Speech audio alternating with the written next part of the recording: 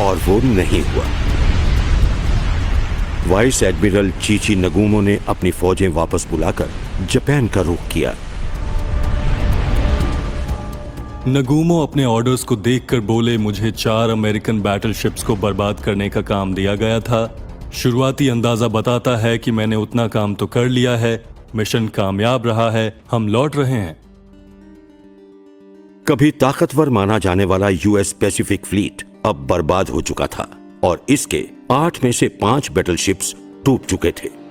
बड़ी तादाद में अमेरिकन ने अपनी जान गंवाई और बहुत से जख्मी हुए। 2390 मारे गए और 1179 घायल हुए। ज्यादातर तादाद जूनियर एनलिस्टेड पर्सनल की थी जो कुछ साल पहले हाई स्कूल से निकले थे।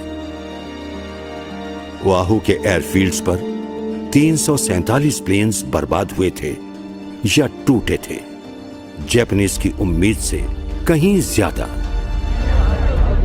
जापानीज ने जो किया था उसका उन्होंने दूर दूर तक सपना भी नहीं देखा होगा। वो बेशक बहुत मायूस हुए होंगे कि पोर्ट में कैरियर्स नहीं थे, लेकिन उन्होंने पैसिफिक फ्लीट की बैटल लाइन को तो बर्बाद कर ही दिया था, जो अब पहले जैसा नहीं था। जापानीज ने 65 जवानों के साथ ही 5 मिजेट सबमरीन्स गंवाई। हमला बोलने आए उनके 350 एयरक्राफ्ट में से 29 लौटने में कामयाब नहीं रहे। हमला भले खत्म हो चुका था, लेकिन अब घायलों को बचाने और जले और डूबे शिप्स में फंसे लोगों को बचाने का संघर्ष शुरू हो गया था। सब जगह फ्यूल ऑयल फैला हुआ था, कुछ जगह तो जल रहा था। वही सब था, सब तरफ गैसोलीन बह रहा था। तो आप समझ सकते हैं कि कई जगह तो जख्मियों को पानी से निकालना तक मुश्किल हो रहा था। सेलर्स में से एक बोट लेकर जिंदा बचने वालों को लेने गया और बॉडीज को उठाने में खुद जख्मी हो गया। इतने सारे जख्मियों को संभालने लायक लोग वहां नहीं थे। हॉस्पिटल्स भरे पड़े थे। हॉस्पिटल शिप 16 में तादाद से ज्यादा जख्मी आते जा रहे थे और डॉक्टर्स पूरी ताकत से लगे पड़े थे। वहां पर एक शख्स पड़ा हुआ था जिसके लिए कोई रूम नहीं था। हमारे पास हॉस्पिटल तो था नहीं। मुझे बड़ा तरस आया उस पर। वो नौजवान आधे घंटे पहले ठीक था, लेकिन अब उसके पैर तक भी सुन्न हो गए थे। हार्बर पर बचाव का काम रात भर चलता रहा, लेकिन कुछ शिप्स पर बचाव करीब करीब नामुमकिन था। पर्ल हार्बर की सबसे दर्दनाक कहानियों में से एक कहानी थी ओक्लाहोमा की, जो हमले के दौरान टॉर्पीडोज की चपेट में आकर पलट गया था। कई लोग किसी तरह निकलकर हल पर आ गए थे जिन्हें बचा लिया गया, लेकिन और बहुत से शिप के अंदर ही फंसे थे। शिप के पलटने से ऊपर का हिस्सा नीचे और नीचे का ऊपर हो चुका था। अंदर गहरा अंधेरा था। सेलर्स एयर पॉकेट में फंसे हुए थे। वो तेल से सराबोर थे, कुछ नहीं देख पा रहे थे। ऐसा था जैसे सेलर्स दफन हो गए हों। उस वक्त कोई भी रास्ता नहीं था निकलने के लिए। वो सब फंस गए थे उस हल के नीचे। उन्हें बस बचाने वालों का इंतजार था। काम बड़ा ही नाजुक था।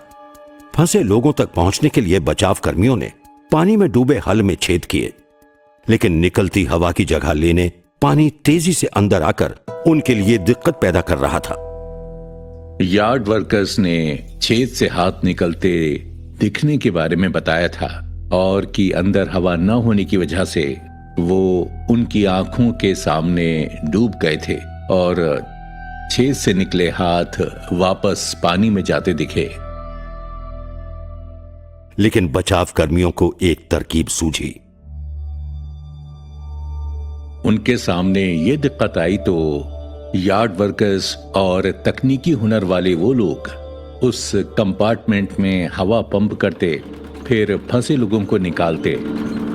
नेवी फेडरल वर्कर्स 32 लोगों को बचाने में कामयाब रहे और ये अहम बात थी ऐसी कि हमले के बाद जिस पर वो नाज कर सकते थे, वहां उन्होंने बहुत से लोगों को मरते हुए देखा था।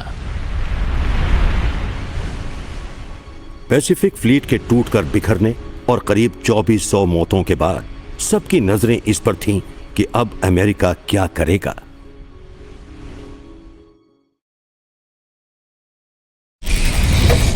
शाम के 4:10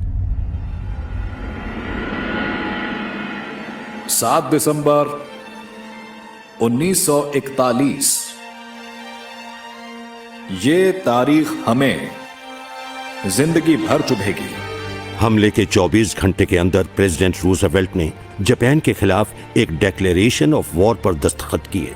अमेरिकन इतिहास में सबसे शानदार भाषणों में से एक। उनके इस भाषण के बाद कांग्रेस ने इसे पारित कर दिया। इस तरह का धोखा अब हमारे लिए दोबारा कभी भी खतरा नहीं बनेगा।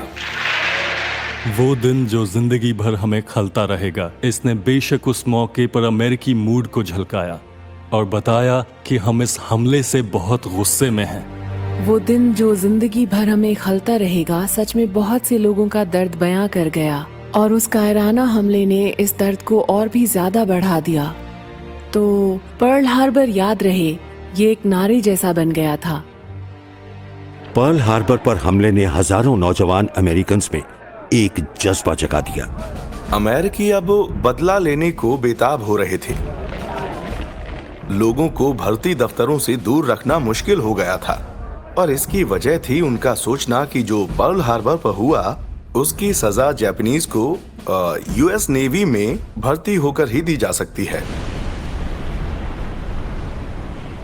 अमेरिका को बातचीत की टेबल पर लाने के लिए उसकी हिम्मत तोड़ने का जापान का मकसद पूरा नहीं हुआ। पर्ल हार्बर में एक सबसे बड़ी गलती जो हुई थी वो ये थी कि उन्होंने अमेरिकन्स को कम करके आंका। उन्हें उम्मीद थी कि वो हमारे बेड़े बर्बाद करेंगे और साथ ही अमेरिकन जज्बे को भी। लेकिन यहाँ वो गलत थे। जापानीज को अमेरिका के पलटवार का अंदाजा नहीं था, क्योंकि साल 1942 में अटलांटिक और पैसिफिक में एक साथ हुई लड़ाइयों के लिए अमेरिकी एकजुट हो चुके थे, और आखिरकार उनकी मदद से उन्होंने उन फासीवादी हुकूमतों को हरा दिया जो कि दुनिया पर हावी होने को तैयार थी।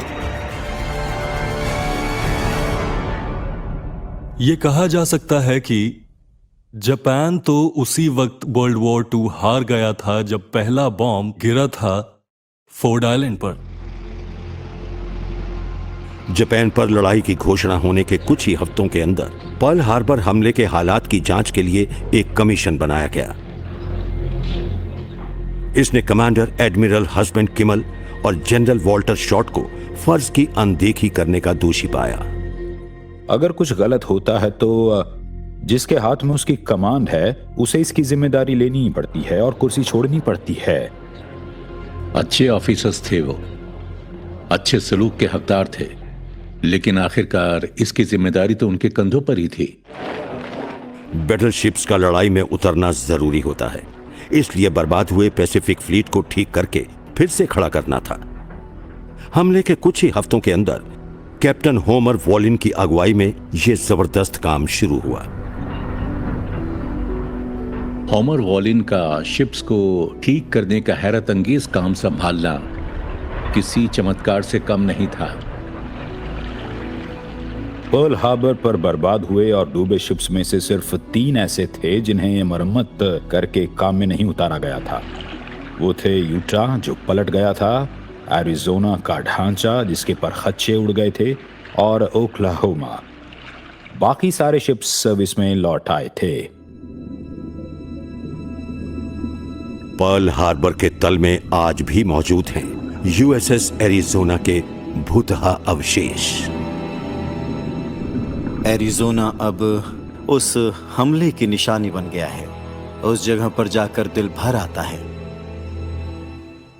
ये वो जगह है जहां लोग उस यादगार के ऊपर चलते हुए यूएसएस एरिज़ोना पर मरने वालों के नाम देख सकते हैं और हिस्ट्री को छू सकते हैं। हमले के 80 साल बाद उसमें जिंदा बचे कुछ लोगों को वो यादें आज भी दर्द का एहसास कराती हैं। हम में से ज्यादा लोग नहीं बचे हैं। पेंसाकोला के शायद 2 ही हैं और खुशी मिलती है देख करके। बहुत से लोगों को याद है कि ऐसा हुआ था और उम्मीद है कि वो ऐसा काम कर रहे होंगे जो जरूरी है, जिससे ऐसे मंजर का सामना दोबारा ना करना पड़े। आप इसे जैसे भी देखें, लड़ाई बहुत ही खराब चीज है और खासकर जब आप उसके बीचों बीच हों। आप ज्यादा कुछ नहीं तो साथियों के हाथ में हाथ डालकर जिंदा रहने की कोशिश तो कर ही सकते हैं। एरिज़ोना पर 1177 थे। मेरे शिपमेट्स खो गए। मैं हीरो नहीं हूं। हीरो तो वो थे जिन्होंने अपनी जानें गंवा दी।